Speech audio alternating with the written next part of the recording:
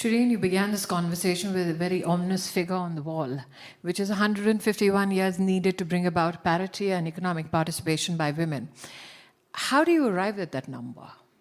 Which level of economic participation or empowerment do you measure to reach that number? Let me give you an Indian context. We are a billion-plus society, of which 1.35 billion is the population, of which 1.3 billion Indians now have a digital identity, men and women equally so. We are a 700 million literate people, of which 600 million are in the workforce, men and women included. Some in the organized sector, some in the unorganized sector.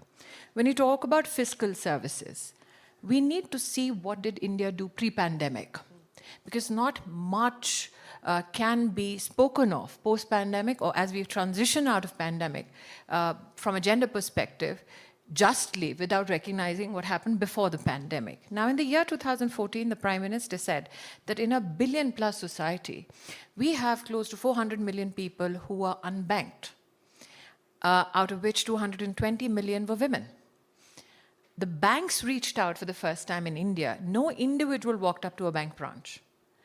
Banking correspondents reached out to our society at large at zero deposits, opened up bank accounts for 440 million Indians, of which 220 million were women. Now, you speak about Mudra Yojana. It was not a gendered fiscal service.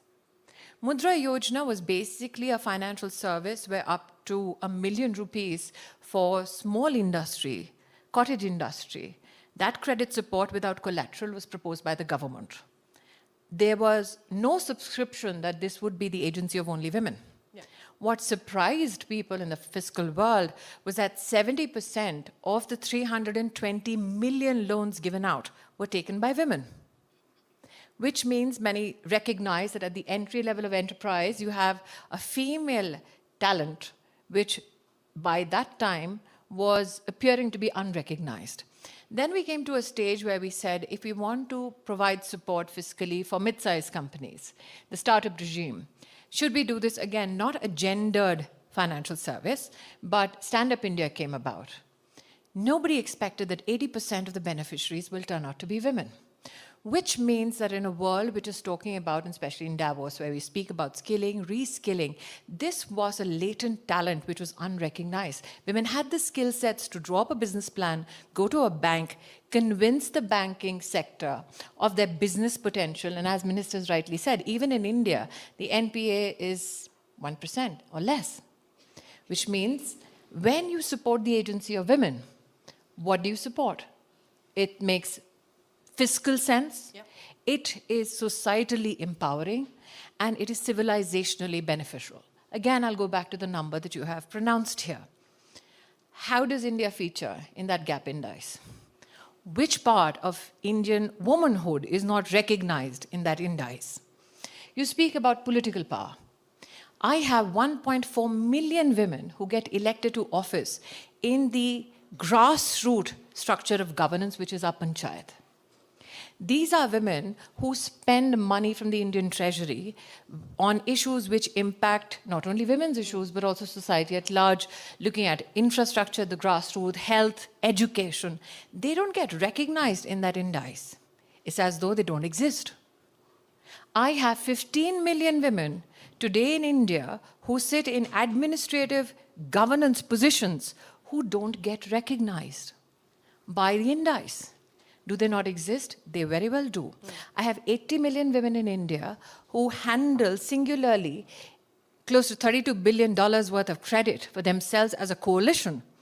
They skill themselves digitally and physically on many issues. They are a part of a supply chain of craft, of agro-processing. They don't figure there because they are not large industrial houses to sit at tables such as this and say, we matter. We keep the economic wheels turning.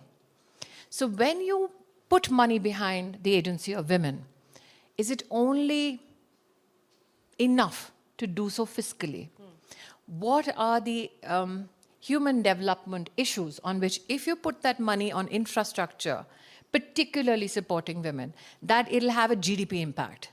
So again, I turn the clock back to 2014 when the Prime Minister said from the ramparts of the Red Fort, if we speak of gender justice, can we start by building toilets for women?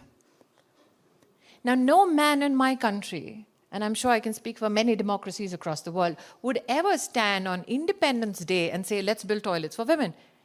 It's not politically glamorous, but my Prime Minister did. We built 110 million individual household toilets for women. Now, if you look at the fiscal impact, in 2013, the World Bank report said that due to the lack of sanitation facilities, there is a negative 6% impact on our GDP. So while this looked like a pronounced intervention for women's health and sanitation, it had an impact on the economy as a whole. So I think that if we are looking at the cause of women to be served, we need to recognize, and we have set an example in India, that it cannot be siloed, only fiscal, only academic, only skill. It has to be a holistic enterprise. Governance, policymakers, private sector, all have to come together. It is not a path of revolution that can be walked singularly.